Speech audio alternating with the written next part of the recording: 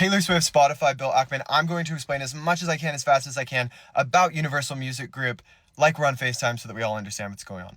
So Universal Music Group, UMG, is the biggest music company in the world. They represent artists, they're like a record label, they publish, and they have a huge catalog, meaning like all the songs and albums of their artists for years that they control.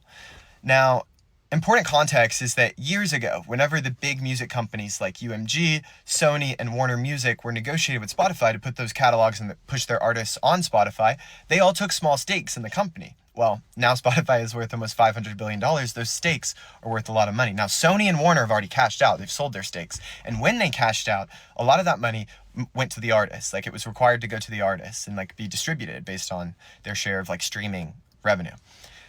They paid it out in different ways, though. One of them paid it out and just gave that money to the artist, gave their portion to the artist they were supposed to. The other, I believe Warner, included recoupment costs. So what is recoupment? Whenever a music label signs someone, they front them a bunch of money, like marketing expenditures, the cost to record and produce the music. And a lot of times that traps artists in debt if they're not wildly successful, because until they pay that back, a bunch of their streaming revenue, if not all of it, goes to the label until that's paid back. And so that's why you sometimes hear about artists not releasing music or not releasing albums because they're in this deal. Like, it's because they maybe can't pay those recoupment costs back and want to wait until that deal expires. Taylor Swift, whenever she was negotiating to go to Universal Music Group a little under 10 years ago, that was around the same time that Warner paid out to their artists but took out recoupment costs. So a bunch of artists got less or didn't get anything. She apparently, and this is a quote, said it was the most important deal point for her, required that when and if and when UMG pays out their Spotify stock, sells it, pays it out, they cannot include recoupment costs. They cannot take out recoupment cost. And so she has taken this deal point that had really very little to do with her and would help a bunch of people in the industry, and made it central to her coming to that music group, which I think is really cool. And I think she does stuff like that a lot and doesn't get a lot of credit for it. At the same time this is all happening, UMG is kind of struggling. Their revenue is going up, but they're not making more money. There's so much upheaval in the music industry right now. And not just because of streaming. Streaming's changed the game. People buy less albums, of course. It's different. But also what streaming has done is there's limitless opportunity. It used to be, you had to buy a song. That's the song you had. You had to buy an album. That's the album you had. Or you had to go on the radio. We can listen to any artist at any time, and we have algorithms on TikTok and Spotify and other social medias feeding us music that we would have never seen before. And so it's become harder for a lot of big artists who normally would be huge moneymakers for the labels to break through and make money.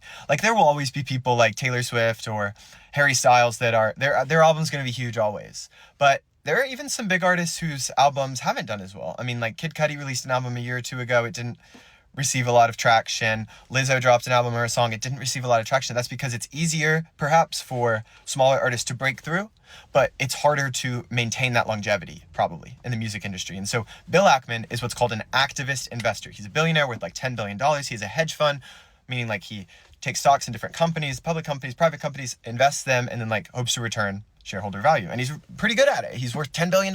So, But UMG, he's invested in years ago, and it hasn't turned out great because the company stock's down, not successful. The company is weirdly listed in Amsterdam, not New York. And so he has made a bid for $64 billion. Huge premium over what the stock is trading at. Huge, something like 60 or 70%. Because he believes he can make strategic changes. So an activist investor takes a stake in a company and then uses that influence to pressure management to make different strategic decisions that they believe will increase value. So an activist, it's the opposite of a silent investor who takes a stake and sits back, lets management do a thing. Activist is opposite. They're coming in, guns a-blazing, this is what we want. But interestingly, Bill Ackman wants to buy this company, take this stake, and make it all of it, but doesn't want to change the management per se. He wants to change the board, which oversees management. He wants to install Michael Ovitz, who used to be president of Disney, founded CAA, the huge artist agency. Hasn't really been as involved in Hollywood, but wants to take a stake. Wants to put him in charge of the board, but he doesn't want to change who actually runs the company, which is Lucian Grange, who's a super successful music executive, very well regarded in the industry, honestly a legend. Doesn't want to change him, thinks he's doing a good job. So it's unclear exactly what changes he wants to make.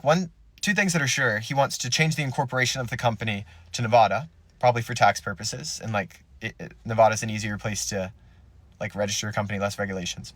A lot of people do that, like Nevada, Delaware, very common to incorporate your company. Also wants to change the listing from Amsterdam to New York, believes that can extract more value. Now listen, I'm not a billionaire hedge fund manager, so I don't know. I don't really understand how that's going to change a lot. I think like the problems in the music industry are a little more systemic, but UMG is a great catalog, great artists, great, like a long-standing company that's very successful, even if they're not like delivering shareholder value as much as they, according to Bill Ackman, need to. But that's the state of affairs. And Taylor Swift just relates to it because she included this clause in her contract, which I think probably more artists should do to help these smaller artists. And she should get some credit.